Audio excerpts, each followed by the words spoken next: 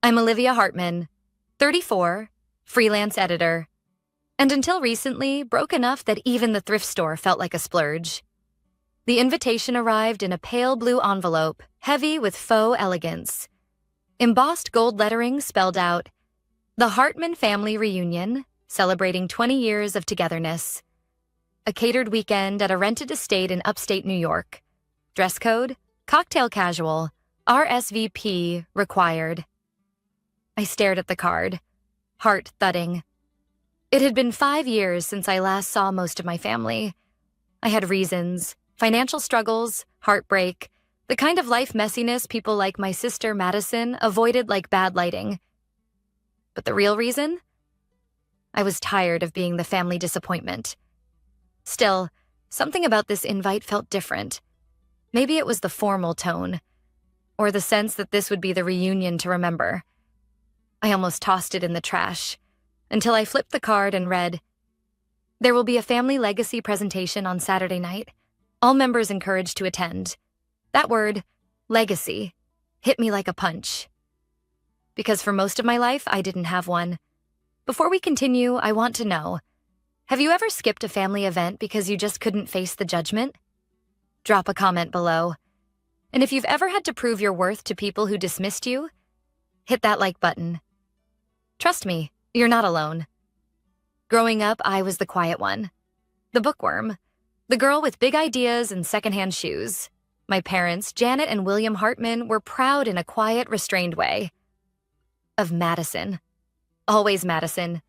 She was the star, head cheerleader, business school prodigy. Now a branding consultant with a sleek condo and a fiancé who manages hedge funds. Meanwhile, I took out student loans to study literature. I freelanced while living in shared apartments and ate a lot of rice and frozen peas. They didn't understand that path, especially not after the divorce. 3 years ago, I married Aaron. It was passionate, poetic, and a disaster. He was a writer, too. We dreamed of creative freedom but lived paycheck to paycheck until the checks stopped coming. He left a note and a stack of unpaid bills. No explanation. No goodbye. Just, I can't do this anymore. That was rock bottom.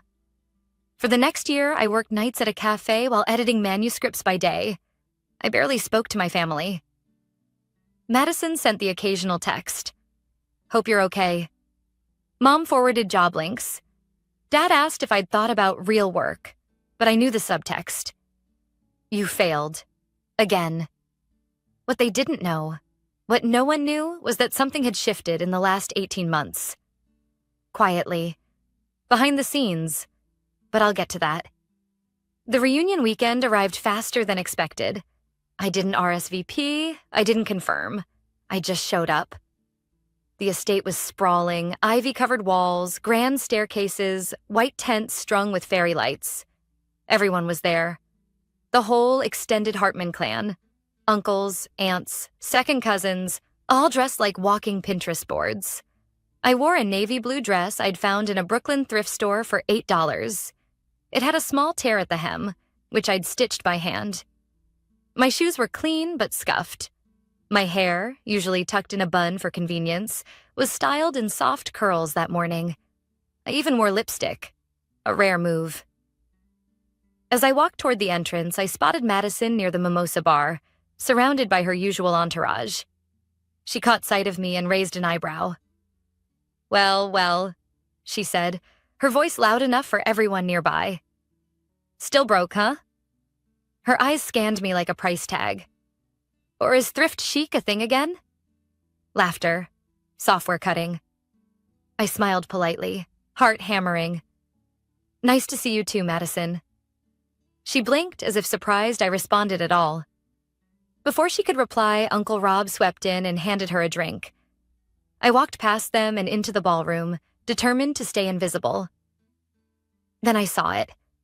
The screen. Floor to ceiling, centered above the fireplace. A note on the evening program read, 7 p.m., The Hartman Legacy, Family Impact Reel. Something inside me twisted. They were going to play their highlight reels, Madison's TEDx talk, Cousin Ella's nonprofit award. Probably footage of Grandpa cutting the ribbon at the first Hartman Foundation school in Kenya. No one would expect to see me on that screen. But I knew what was coming. And when that reel started playing, everything, every whisper, every sneer, every judgment was about to be swallowed by the truth. They had no idea what I'd done. Not yet. By 6:45 p.m., the ballroom buzzed with forced laughter and the sound of champagne flutes clinking. The family reunion was in full swing, and I had become exactly what they expected. Background noise. My mother waved me over once, briefly. "Olivia, sweetie, glad you made it." Then she turned back to her conversation about cruise packages with Aunt Doreen. My dad gave me a one-armed hug and asked, "Still doing that proofreading thing?" I nodded. "Editing," I corrected softly, but he was already checking his watch. I'd never felt more invisible. Dinner was a buffet of overpriced appetizers with French names and no seasoning. Madison made a show of announcing her engagement to Preston, flashing a ring so large it could have signaled aircraft. Everyone applauded. Cameras flashed. Her moment. Again. By the time the MC tapped the mic to announce the Hartman Legacy presentation, I was practically forgotten. Until the lights dimmed. Please turn your attention to the screen as we celebrate the accomplishments of the Hartman family. 20 years of legacy, leadership, and love. The first slide was exactly what I expected. Grandpa cutting a red ribbon, Aunt Carla shaking hands with the senator, Madison grinning at a podium. I sipped my water and waited. Then the screen went black, and a new video began. It opened with soft piano music and a black screen with white text. Sometimes legacies are built quietly, until they speak for themselves. Madison's smile faltered. Mom looked confused. I sat still. The video began to play clips from a digital platform. One few of them would recognize. Book verse. A narrator's voice came through. Professional, calm, proud. Book verse. The world's fastest-growing editorial community, with over 40,000 writers, 8 million monthly readers, and one mission, to elevate voices that matter. Founded in 2021 by Olivia Hartman. Madison's head snapped toward me. Bookverse started in a one-bedroom apartment in Brooklyn with a single laptop and a woman who believed that words could build bridges. My face appeared on the screen. An old photo. Candid, me at my tiny kitchen table, surrounded by sticky notes and a cold cup of tea. Gasps rippled across the room. I didn't move. In just 18 months, Bookverse partnered with 120 publishing houses, hosted over 300 virtual author events, and launched writing scholarships in underrepresented communities. Screenshots of headlines flashed by. Brooklyn woman disrupts traditional publishing. Forbes 30 under 35. Olivia Hartman changes the game. Bookverse raises $12 million in funding. I didn't blink. I couldn't. But my hands trembled slightly in my lap. The narrator continued. This is the legacy of someone they once called just a bookworm. The woman who turned heartbreak into purpose, rejection into reach. The girl they ignored at the dinner table, now building one where everyone has a seat. The screen faded to black again. Then my face returned. A video clip. I remembered recording it 6 months ago at the request of my communications director. I'd thought it was for internal use only.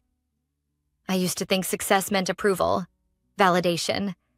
That if I could just become something impressive, they'd finally see me. But I've learned, you don't need to be seen to be powerful. You just need to know your own worth. That's where everything begins. The screen faded once more. Then a single sentence appeared. Legacy isn't what they remember you for. It's what you build while they're not looking. Silence. Then the lights came back on. The room was frozen. Forks midair, jaws half open. My mother looked like she'd forgotten how to breathe.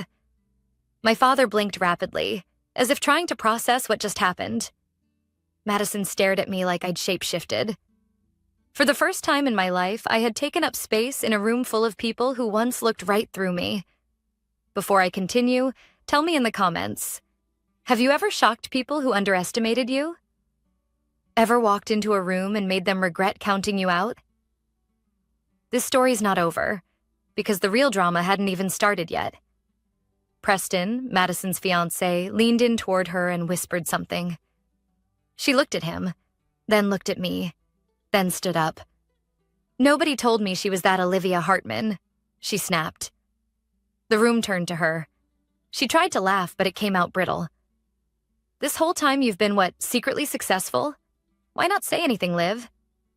I stood up slowly, calm, centered, because I wanted to see who treated me like a person before they saw me as a headline.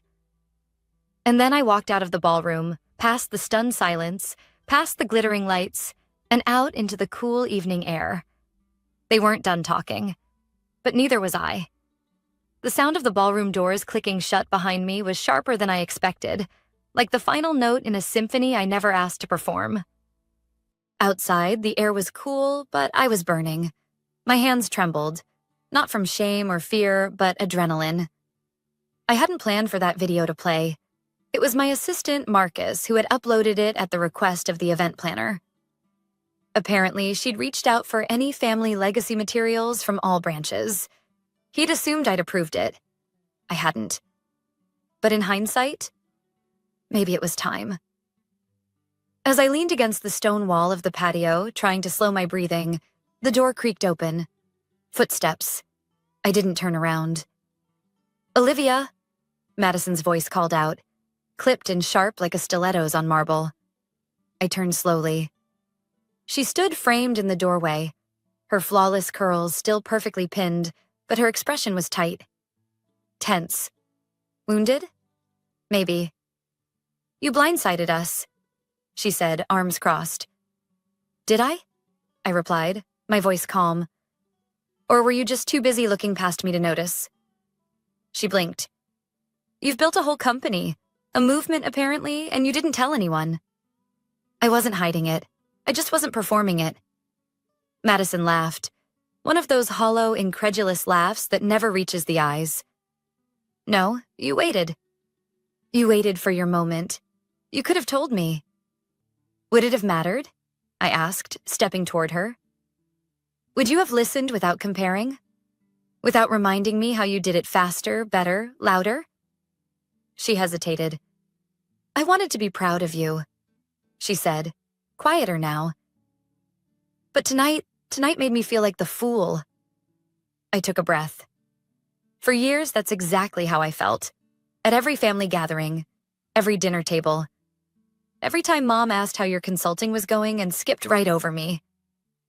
Her face softened, almost imperceptibly. You're right, she said, surprising me. You're absolutely right. That stunned me into silence.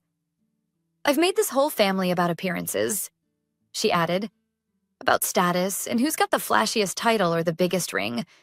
But tonight you had something none of us did. Authenticity? I offered. She nodded, then gave a sad smile. And maybe actual meaning. Before I could respond, the door opened again. This time it was Preston. Olivia, he said. Could we talk for a minute? Madison's eyes darted to him, wary. Alone. I glanced at her.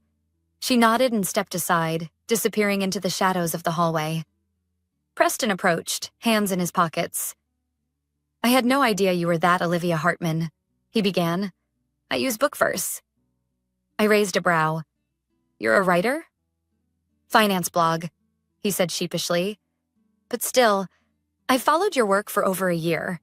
The privacy features, the community moderation, the storytelling focus, it's genius. I said nothing.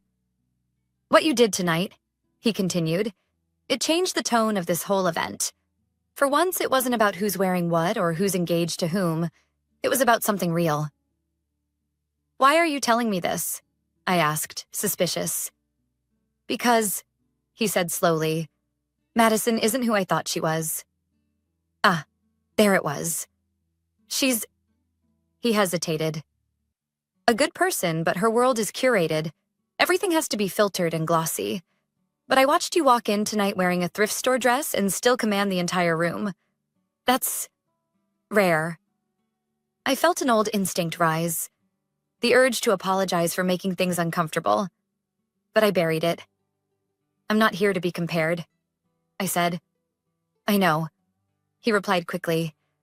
And I'm not trying to flirt. I just needed to say it. He nodded and walked away, leaving me alone again under the stars. Inside, I could hear music starting up again.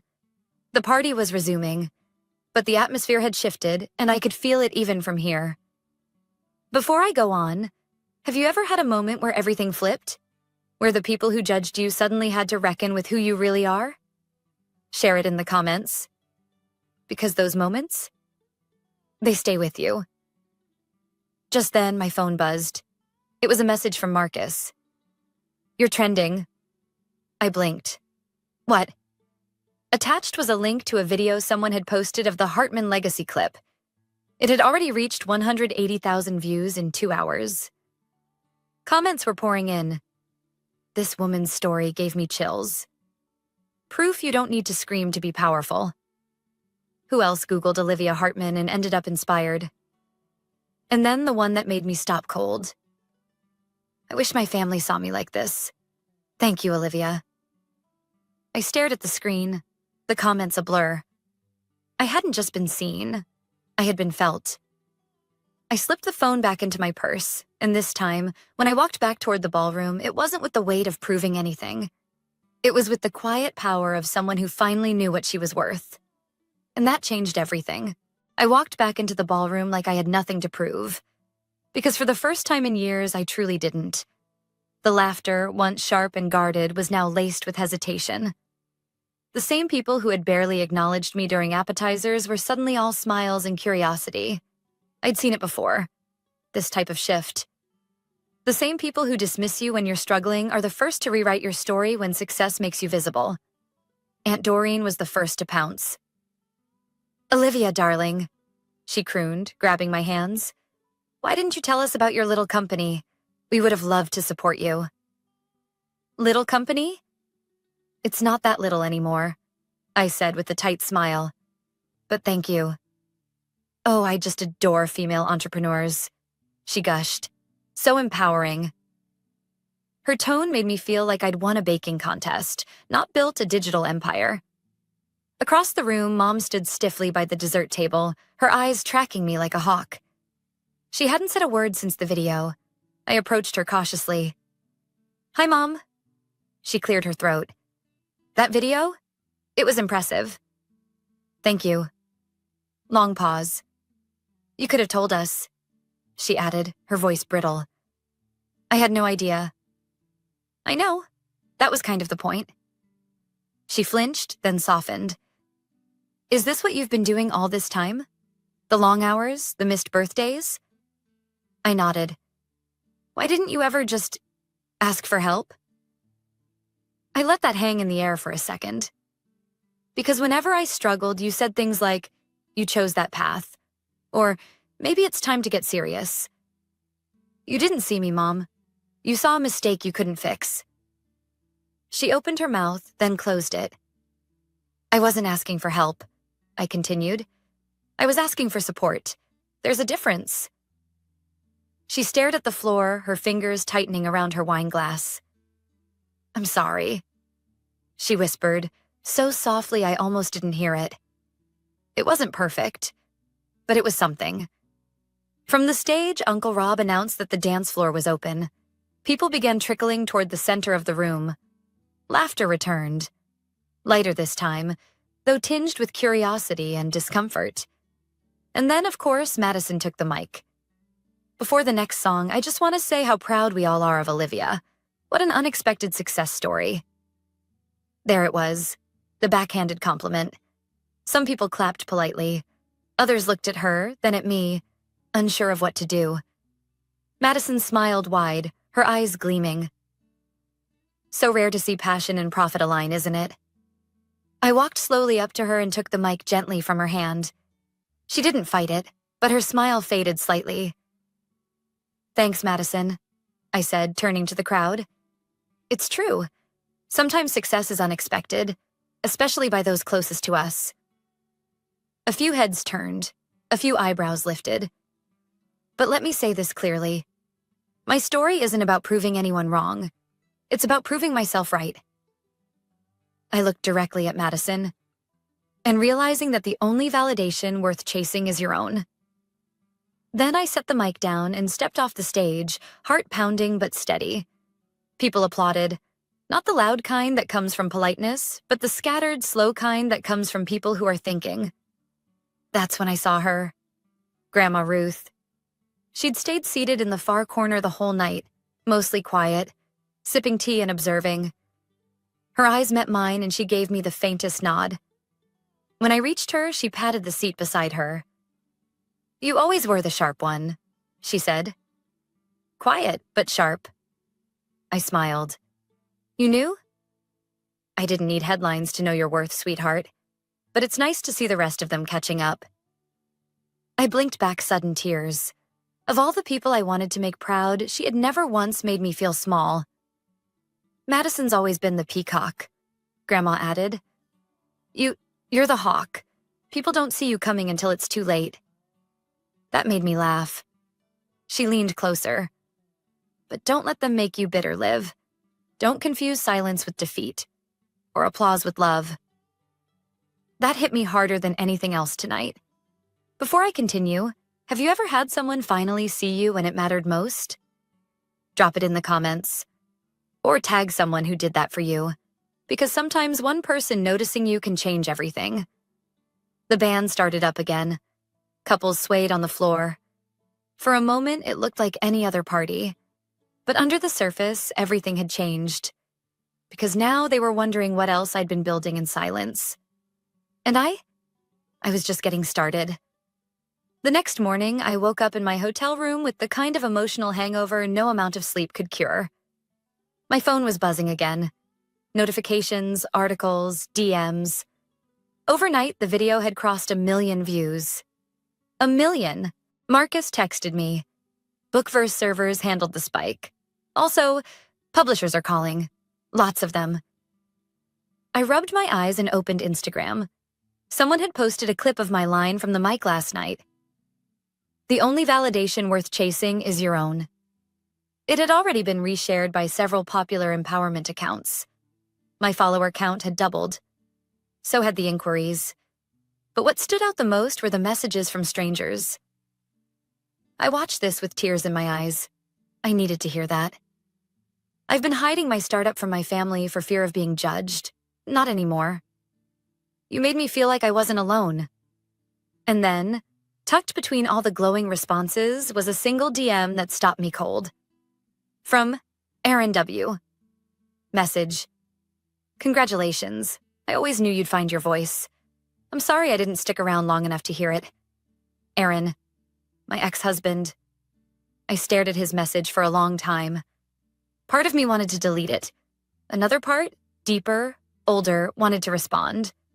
But I didn't. Not yet. Instead, I turned off my phone and pulled open the curtains. The morning light spilled across the carpet, golden and soft, and for the first time in years, I felt steady. Later that afternoon, as I checked out of the hotel, I passed the lounge where several family members were gathered. Madison spotted me first. "Liv," she called out, getting up from the couch. "Can we talk?" She didn't look smug this time. She looked tired. We walked outside to the garden where yesterday's cocktail tables still stood, empty and stained with glass rings. She clasped her hands together, uncharacteristically nervous. "I owe you an apology," she said. "Not just for the comments or the mic thing, for a lot." I waited. For years, I let the spotlight turn me into someone I don't like. And I pushed you out of it without even realizing how hard you were trying to earn a seat at the table. "I wasn't trying to earn it," I corrected. "I was trying to stop needing it." She nodded. "That's even worse, because I made you feel like it wasn't even yours to begin with." Silence hung between us like fog. Then she added, "I'm not happy, Olivia." "Not really. Preston and I—" She stopped. "It's not what it looks like." I raised an eyebrow. "That's surprising." She half laughed, then turned serious again. You're the first one in the family to break the pattern, to build something that doesn't revolve around appearances. That took guts. I looked at her for a long moment. My sister. My rival. My mirror. You don't have to live in the version of you they built, I said quietly. You're allowed to start over. Her eyes welled up. Do you think it's too late? No, I said, meaning it. But you have to want the truth more than the image. She wiped her eyes and gave me a smile so unguarded it almost broke me. I'd like to know you better, she said. Not compete, just know you. That would be nice, I replied, feeling something shift. Something old, bitter, loosening its grip. Before we left the garden, she reached into her purse and handed me something. What's this? An RSVP card, she said, for my next event. A women's entrepreneur panel. Real women, real stories. I want you to be the keynote. I stared at it. You sure they want someone who shops thrift and doesn't sugarcoat their past? She grinned. That's exactly who they want. As I drove away from the estate, past the rolling hills and ivy-covered walls, I thought about how this weekend had started, with pity, judgment, and quiet humiliation. But I was leaving with something else. Not vindication, not revenge, but recognition. And with it, a reminder I want you to carry with you. You do not need their permission to be powerful. You do not need to be flashy to be valid. And you do not need to be invited to build something unforgettable. Sometimes the table doesn't need to be flipped. Sometimes you build your own. And when you do, they'll hear the echo. 2 weeks after the reunion, life didn't dramatically change. There was no parade, no sudden validation from all corners of the world. But something inside me had shifted, and that, more than anything, was the win. I was back in Brooklyn, seated at my favorite coffee shop. Same table by the window, same chipped mug, same almond croissant. But for the first time, I wasn't writing to escape. I was writing because I could breathe. My inbox still buzzed with media inquiries and publisher pitches, but I wasn't chasing any of it. I'd done enough chasing in my life. Now things were coming to me. Respect, opportunities, recognition. All the things I used to beg for in rooms that barely noticed I was there. And then, on a Wednesday morning, my doorbell rang. Madison. She held a reusable shopping bag filled with lemons and fresh rosemary and a single box of dry pasta. I brought dinner, she said. I stared at her. You cook? She laughed. Not well, but I'm trying. We ended up making lemon garlic pasta together in my tiny kitchen. She cried twice, once when she couldn't figure out how to zest the lemon, and once when she accidentally spilled olive oil on her blouse. But it wasn't dramatic. It was real, human, unfiltered. Over dinner, she told me she and Preston had broken off the engagement. He said he didn't sign up for a woman who was still figuring herself out. Sounds like he didn't understand what growth looks like, I said. He understood perfectly. He just didn't want to wait for it. I didn't try to fix it. I just listened. And somewhere between the awkward clinks of mismatched forks and laughter over how overcooked the pasta was, we started stitching something back together. Not as competitors, not even as siblings trying to outdo each other. Just two women who were finally learning how to be honest. Before she left that night, she paused at the door. You know, she said, you looked powerful that night at the reunion. Not because of the company, not because of the video, but because you didn't flinch when they laughed. I blinked. I flinched on the inside, I admitted. She nodded. Still, you stood there anyway, and I saw it, that quiet strength. Then she hugged me. A long, real hug, the kind we hadn't shared since we were kids in matching holiday pajamas. A few days later, I visited my parents. It wasn't a dramatic showdown, or a perfectly healed moment. It was awkward, as those things often are. Mom apologized again, in her own way. Through overfeeding me, straightening my collar and asking too many questions about how to invest in tech stocks. Dad didn't say much, but when I was leaving, he walked me to the car and said, "I read that article about Bookverse. You built something real, kid." Then, after a beat, "Wish I'd told you sooner I was proud." I didn't cry until I got back to my apartment, because it wasn't about their words. It was about finally not needing them. Before I close this story, I want to share something with you. The person listening, watching, reading. When they underestimate you. When they talk over you at dinner. When they call your dreams unrealistic or laugh at your outfit, or forget your name when listing the successful cousins. You have a choice. You can shrink. Or you can keep building quietly. Because one day, your truth will be too loud to ignore. And when that day comes, you don't have to gloat. You don't have to say a word. Just show up. In your thrift store dress. With your real laugh. And your quiet, undeniable power. Because you are already enough. You've been enough this whole time. They just took a little too long to see it.